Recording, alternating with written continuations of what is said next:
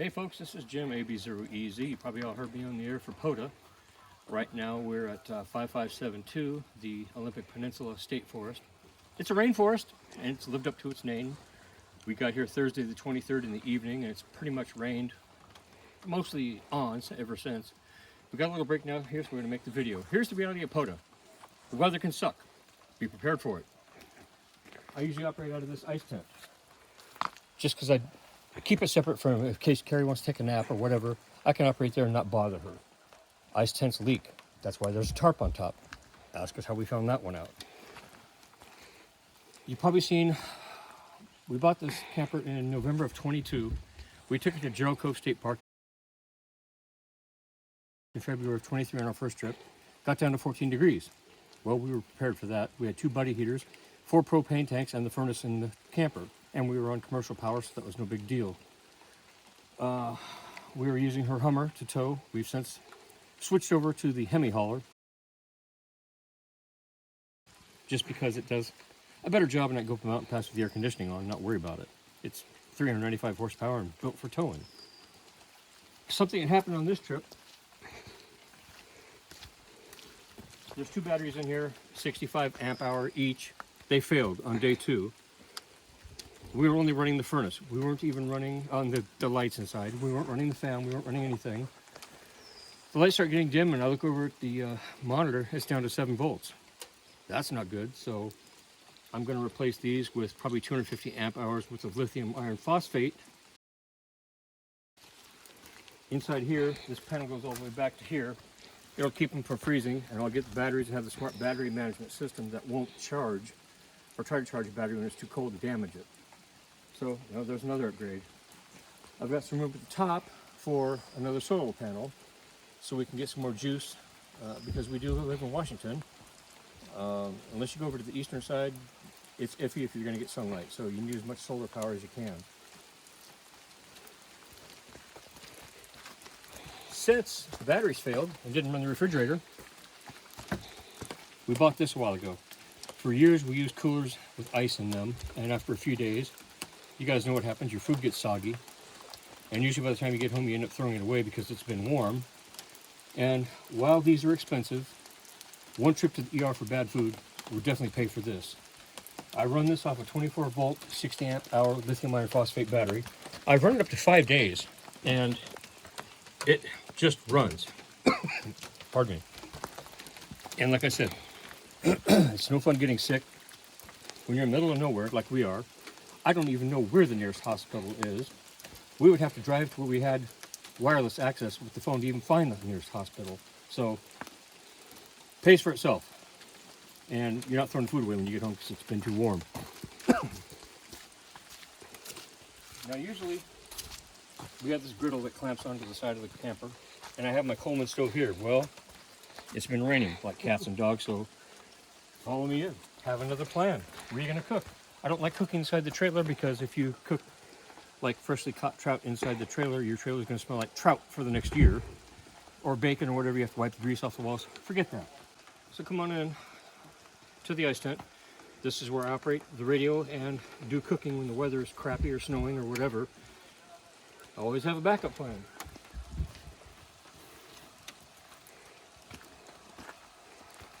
Now it's probably going to be dark. Ice tents are dark. You see I got a buddy heater with a 20-gallon propane tank over there.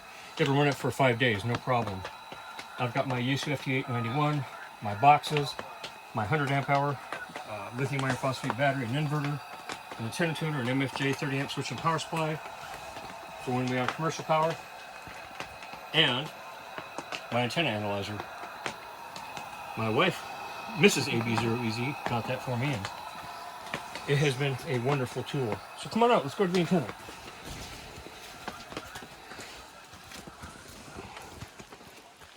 In parks that I can get away with it, I'll run an unfed half wave. In parks where they're sensitive about wires and ropes and stuff in trees, I can run my Wolf Mover coil vertical. I've got the 40 to 80 coil there and a 40, the Sporty 40 there.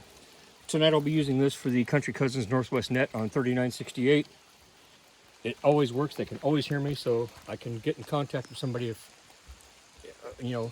truck gets hit by lightning, whatever.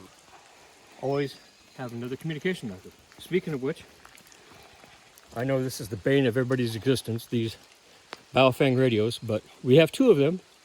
Mrs. Parker has one in the camper, and I have one in the tent. So if she needs something, she doesn't have to yell at me.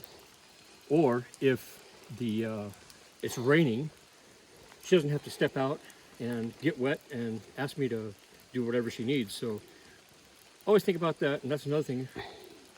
I took this video, of course, on today for a reason.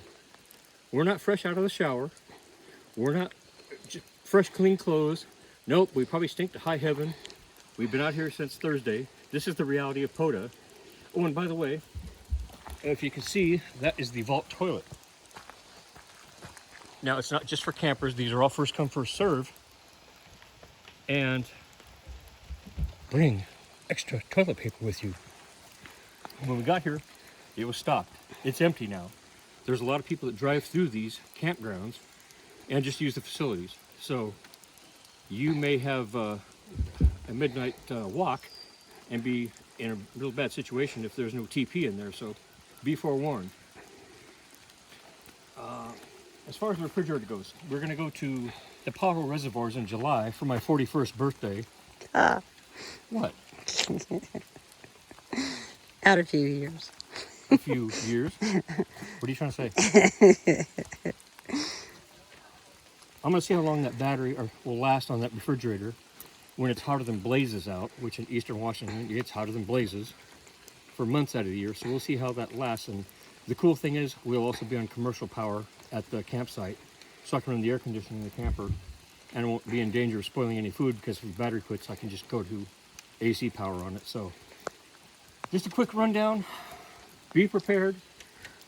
Have backup methods. Let people know where you're going. I mean, it's basic stuff. We have some good neighbors. They watch out for our place for us. Jerry. Jerry sees everything. He's one of our neighbors. Yeah, everybody has a neighbor. Good watch dude. That's Jerry, our neighbor. So that's it. When we get a little more set up, I'll take you inside, show you what we're going to do to the inside of the camper just to improve things a little bit. You can tell where they cut corners. There's an AM/FM radio in there that you can't turn off. It only goes on standby. What a great idea. Let's drain the batteries with something on standby that you don't want to use when you're in the middle of nowhere and you can't plug in. Perfect, right? The thermostat controller in there, if you walk by it too close, it'll switch from Fahrenheit to Celsius, or it'll switch modes on you. It's got a mind of its own. So we're going to change that out. Do a few other things, but we're really happy with this camper. It tows like a dream. I get 17 miles to the gallon or better with my truck pulling this thing, and a lot of gear. So that's it. Look forward to the channel. I'll post this in the POTA Facebook page, on my Facebook page, and my YouTube channel. And if this can help anybody out, because we've had to learn a few things the hard way.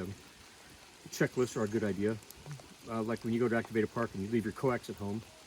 Not that I've ever done that, because Carrie forgot to pack it. So, oh, and by the way, I'm wearing these sunglasses because my eyes are all puffed up from something in these woods, and I look like I'm half dead or something out of Dawn of the Dead. I'm not sure, but that's it.